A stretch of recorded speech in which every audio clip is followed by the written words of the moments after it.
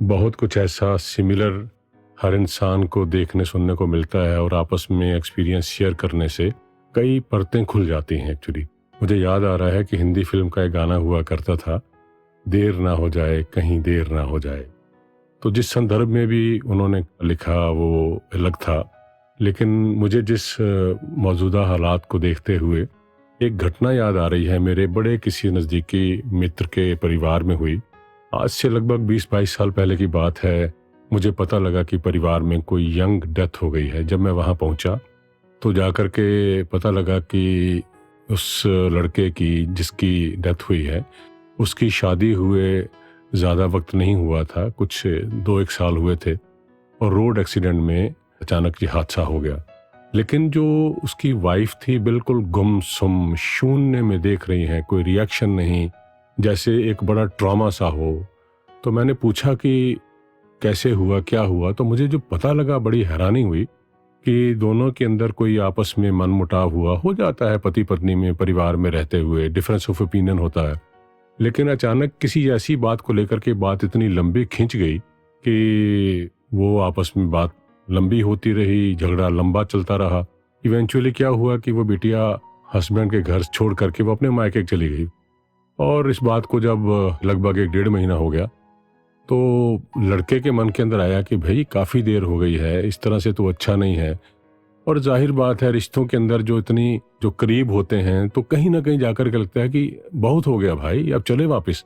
तो ये उसने अपने आप को मनाया, परिवार में बात की तो मनाने के लिए चला गया। तो जाकर के जब वाइफ से बात हुई उनके मायके में जाके, और उसने हर तरफ से खुद को सरेंडर कर दिया। कहने लगा देखो, जो बात हुई है उसको छोड़ देते हैं, होती है जिंदगी के अंदर बातें। जैसे निरंकारी राजमाता जी ने कहा था ना कि हमारी अगर बातें हों तो वो पानी पर लकीर हो। तो कहने लगा भाई इसे छोड़ो और हम लोग अब नए सिरे से सुलह करते हैं और आइंदा कोई ऐसी बात नहीं होगी। तो मैं अपनी गलतियों के लिए जो मुझसे नहीं भी हुई हैं उनके लिए भी माफ़ी मांगता हूँ। चलो यार, ज़िंदगी नए सिरे से शुरू करें। बड़ा दर्द होता है सोच करके कि हम ह्यूमन बींग्स हैं, इतना हमारा प्यार था आपस में। तो लड़की मानी नहीं, तो उसने कोई जवाब नहीं दिया।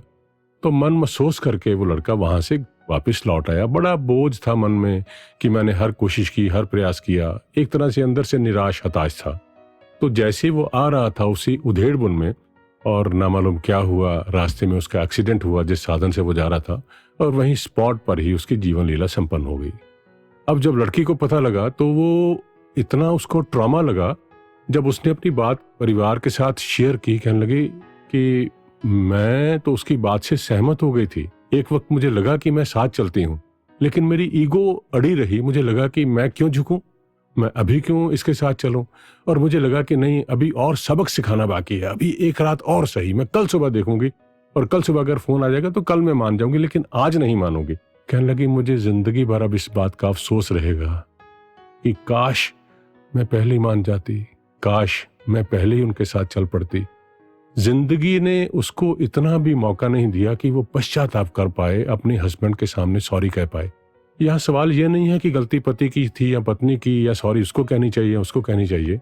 मतलब रिश्ते हमारे लिए कितने जिंदगी के अंदर अहम होने चाहिए, और जिस वक्त हम उसे लगता है कि आज नहीं कल करेंगे, तो पता नहीं कल आएगा या नहीं आएगा। एक बड़े फिल्म स्टार ने बड़ी कमाल की एक बात कही है कि बाबू शायद जिंदगी लंबी भले ही ना हो लेकिन बड़ी होनी चाहिए। तो उसके मायने कितने गहरे हैं। तो एक और किसी ने कमाल की बात कही है, कहने लगा कि दरअसल जिंदगी से जब हम शिकायत करते हैं छोटी है, वक्त नहीं मिला, तो जिंदगी छोटी या बड़ी नहीं होती, हम जीना ही देर से शुरू करते हैं। हाँ, सच ऐसा ही तो होता है अक्सर।